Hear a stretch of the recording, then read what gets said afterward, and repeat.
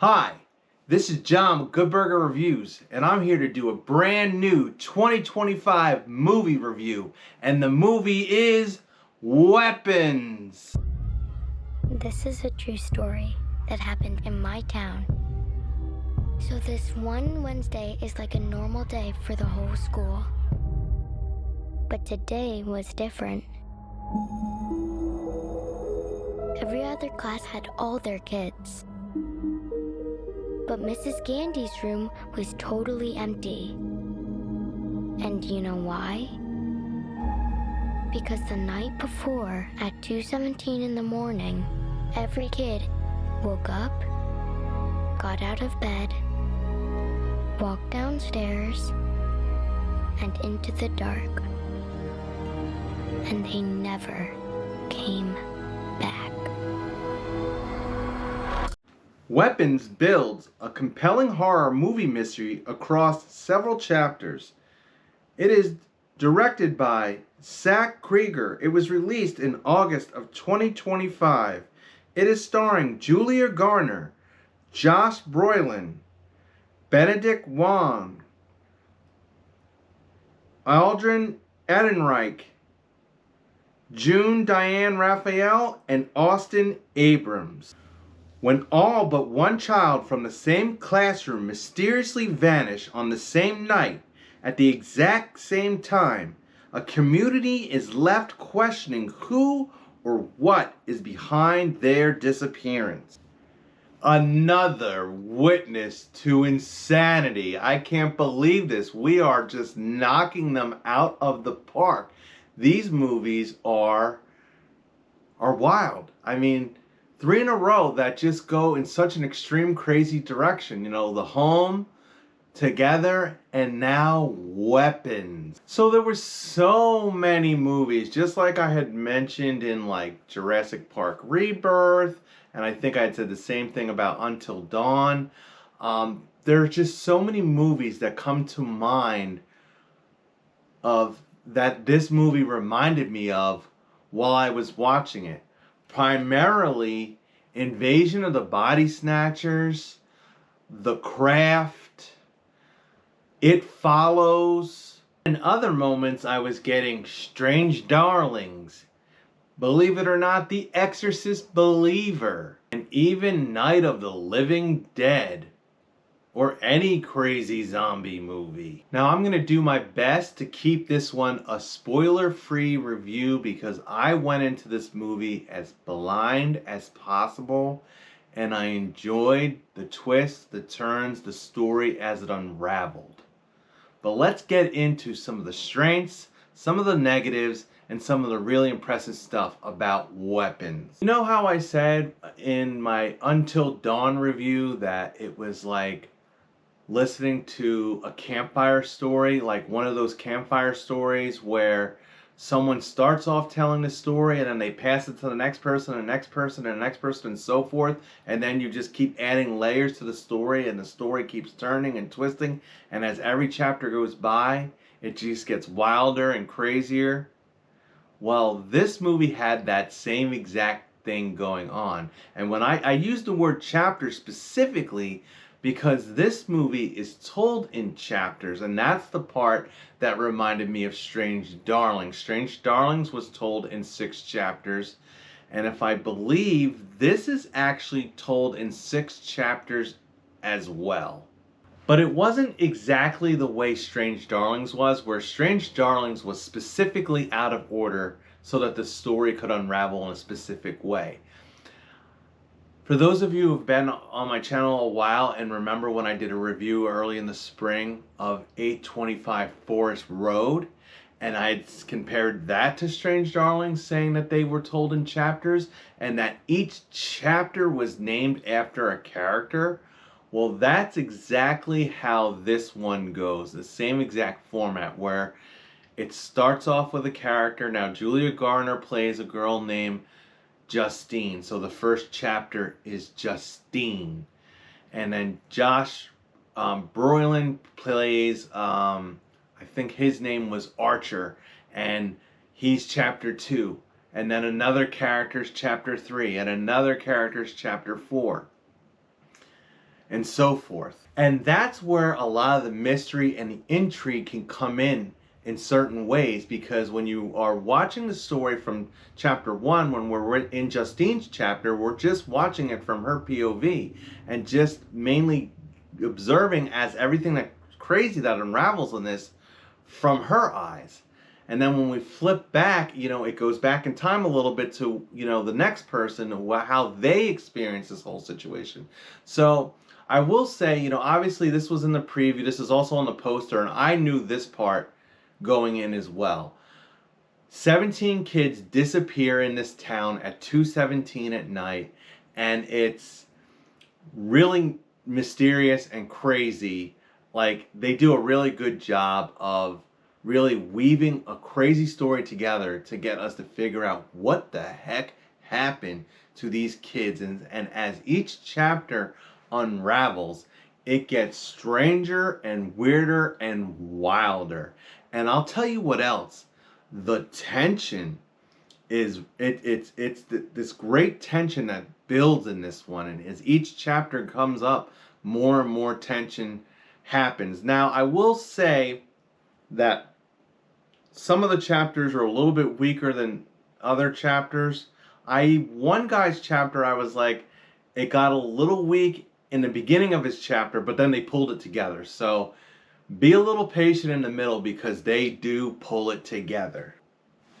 Without saying really, obviously, there's something going on behind this, and they don't really try to hide it so much specifically. I'm not going to say who specifically is behind what, but I did mention the movie The Craft, and it, just like in The Surrender, I had said The Craft, in The Parenting, I had mentioned The Craft, because that's kind of my throwback to witches or witching movie, or, curses and gypsy curses. And there is definitely witchcraft involved in the mystery behind this, and it blends well with everything else that's going on in this movie. So like I had also said, It Follows and The Body Snatcher. So there is definitely, like, in scenes in It Follows feeling where these things that are, I guess, the weapons in this movie are like the cursed people in It Follows, and they are faster than the ones that are in It Follows, and that's why it was kind of giving me maybe zombie or the Invasion of Body Snatcher vibes as well, because the way these people are taken over, I mean, it's amazing. It's just really intense. I mean, so we've seen things like this before, but never blended like this in this type of format. Now, I had brought up The Exorcist Believer just because in the front end of The Exorcist Believer, the two girls that get possessed in The Exorcist Believer go missing.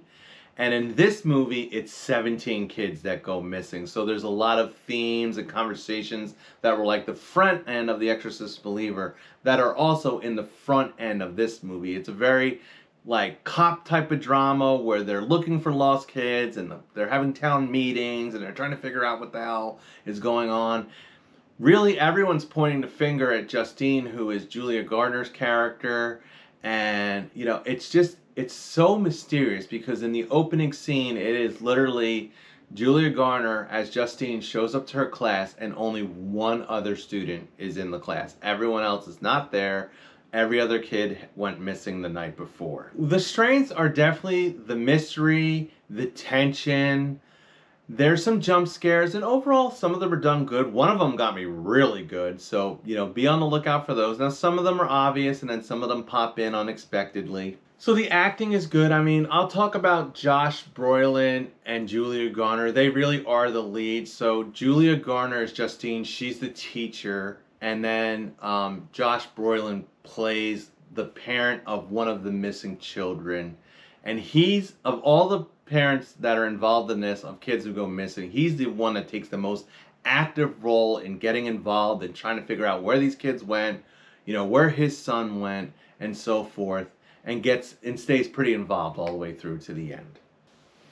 And Julia and Josh, I mean, I don't know if they'll get Academy Awards, but their acting was solid for what this was.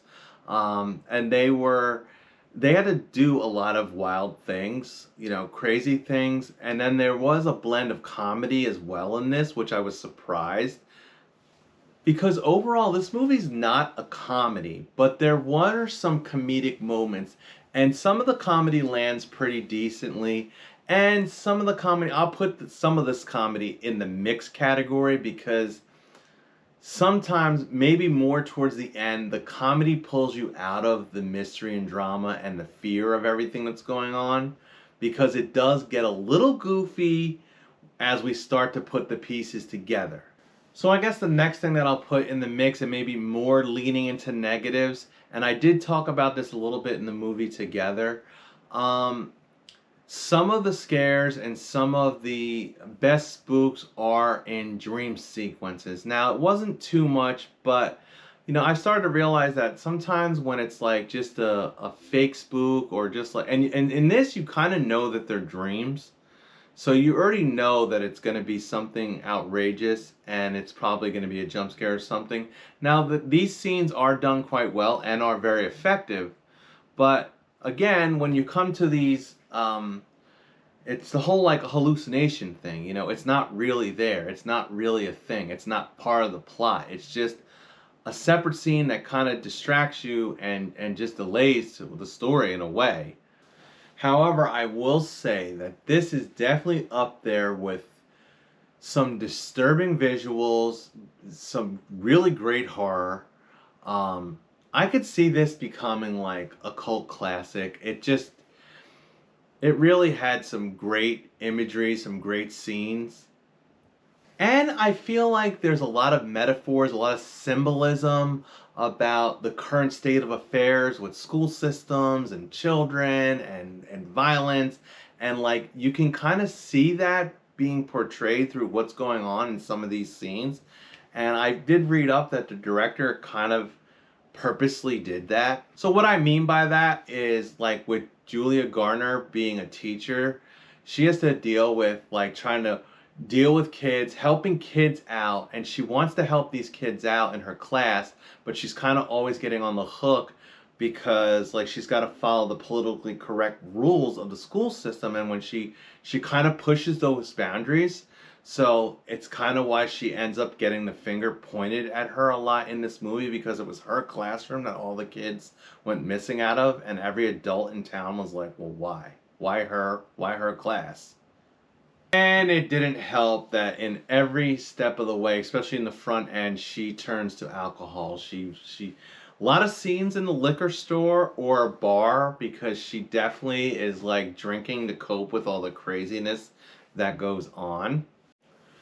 So I do want to just go into some of the characters without getting too much into them, because I don't want to spoil the actual storyline.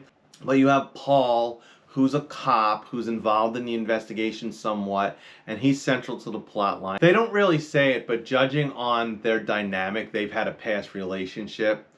You have another character, Andrew, who's like a school official. I think he's either the principal or the vice principal, and Julia Garner goes to him a lot, and he's one of the chapters as well. He's involved with the central plot line. And then you have this other guy, James, who's like this random, I guess he's like homeless. He kind of reminded me of Bill Skarsgård in the movie Lock. Like he's this like desperate person. He's like practically homeless, needs money. He's like checking car doors and stuff. So like he was comical, but he was a very intense chapter as well. And then one of the chapters is Alex, the little kid, the only other little kid that shows up to the class. He's in it, and then his Aunt Gladys. So Aunt Gladys is played by Amy Madigan, and she definitely is a wild character. She definitely is extremely old and extremely quirky, and there was parts of her character that also reminded me of Demi Moore in The Substance. Not that there was much body horror to this, but she's like an older character that's sick and dying. So at the end of the day, this one was pretty decent, and I'm gonna get down to business on this one because I always feel like on these spoiler-free ones, I gotta keep it a little shorter, otherwise I'm gonna slip out a spoiler.